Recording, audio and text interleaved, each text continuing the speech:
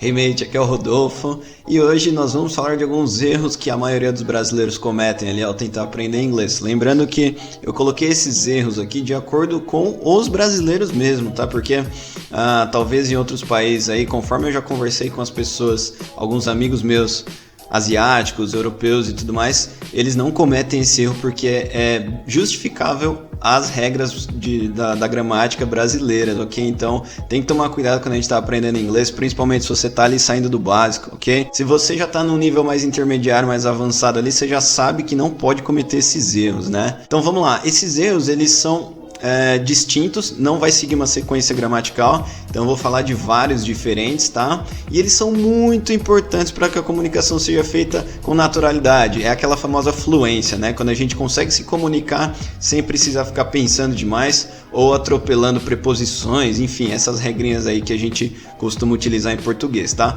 Mas mais ou menos igual eu falar assim, a gente vamos. Soa estranho, né? Você ouve ali e você fala, cara, isso não tá certo. Mas ninguém fala nós vamos também. A gente tem sempre uma mania ali, um modo mais brasileiro de falar as coisas, né? De nos comunicarmos. Tanto que se a gente comparar com o português brasileiro com o português de Portugal, já muda muita coisa. Então a língua tem essa variação e isso é o mais interessante da comunicação. Mas antes de mais nada, eu vou pedir para vocês darem um like, segue a gente aí, isso fortalece bastante o nosso canal, o nosso projeto.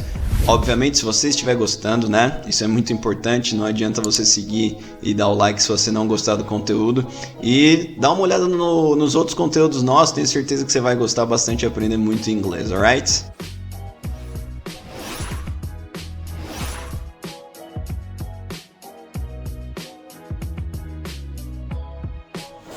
Então vamos lá, erro número 1, esse é clássico, esse é de praxe os estudantes cometerem.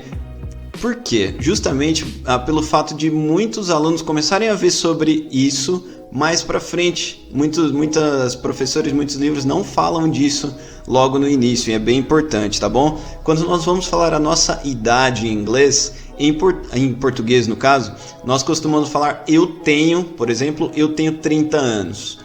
I have, né? O verbo ter em inglês é have e nós não podemos utilizá-lo nesse caso, porque em inglês a gente tem que entender que eu sou ou eu estou 30 anos, ou seja, eu tenho que utilizar o verbo to be. A forma incorreta que muitas pessoas falam, I have 30 years old. Não é I have, a forma correta é I am 30 years old. Então se você tem aí 30 anos, 40, 50, 10, 20, não interessa. I am, sempre, ok? E se você for falar de outra pessoa, por exemplo, da sua amiga, vamos supor que ela tenha 30 anos, she is. Se você for falar que um grupo de pessoas tem 30 anos, they are. Então utiliza sempre o verbo to be correto e a sequência de números com years old depois, alright? Outra coisa que essa daqui é muito clássica também, quando as pessoas vão dar opiniões em inglês, aí já é até para um nível mais avançado, intermediário. Eu já vi pessoas que se comunicam muito bem em inglês errando isso. Quando você vai falar, você pede a opinião de alguém e alguém fala assim, depende do tempo, vamos supor. Você gosta de sair à noite? Depende do clima. Depende da temperatura. Esse depende, muitas pessoas, em português nós utilizamos depende do, né? Essa é a preposição. Em inglês, a preposição é on, sempre. Pode anotar aí que é sempre on. Então, por exemplo, do you like to hang out? Você gosta de sair? Depends on the weather. Então, depende do clima. Depends on the weather, right? Então a preposição on sempre com depends. Outra clássica também é com o verbo listen, que é ouvir. Então, por exemplo, eu vejo muitas pessoas falando ali ouvir música. Em português a gente já fala direto, eu ouço música, né? Em inglês não tem essa junção, ouvir música. Eu preciso colocar o to depois do listen. Por exemplo, I listen to music. You listen to music, we listen to music. Então, listen to, sempre, ok? Pode anotar essa aqui, é bem importante também. Essa daqui é bem interessante também. Eu costumo até colocar no Instagram e outros lugares, porque essa realmente confunde. Em português, o verbo emprestar, ele serve para tanto eu pegar emprestado, quanto para eu emprestar algo. Agora, em inglês, existem dois verbos e eles confundem muito a gente, que é o verbo borrow e lend, ok? Então, se eu falar assim, ó, I lend my car. Eu empresto meu carro. Então, lend é o verbo de emprestar para alguém. Lend my car, emprestar o meu carro a alguém, ok? E o verbo borrow é pegar emprestado. Eu vou dar 2 exemplos, tá bom? I will lend my car. Eu emprestarei o meu carro para você. Vamos supor no caso, tá?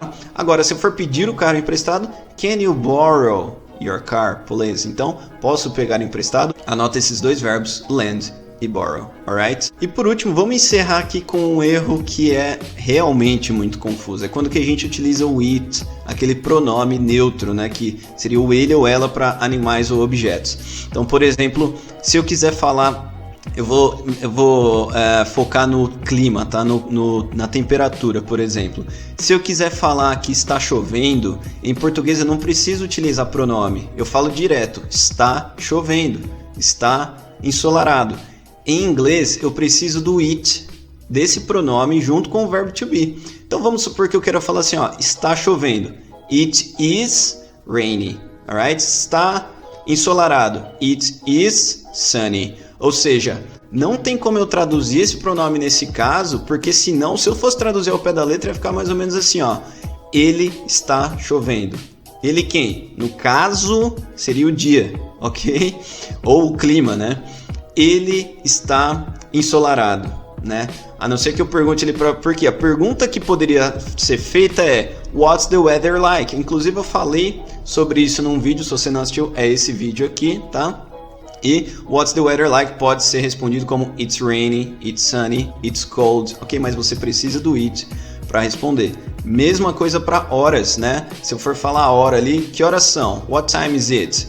It is 10. São 10 horas da manhã, por exemplo. It's 10. Então preciso do it, esse pronome neutro ali no começo para falar sobre clima, sobre tempo, tudo que não for uma pessoa, alright? Isso é bem importante, é um erro muito comum. Então espero que eu tenha ajudado vocês com essas dicas que são essenciais para que a gente se comunique com naturalidade, alright? E participe do nosso grupo no Telegram, tá aí na descrição também, lá a gente manda quiz praticamente todos os dias para estudar inglês, alright? Bye bye, thank you, see you, mate.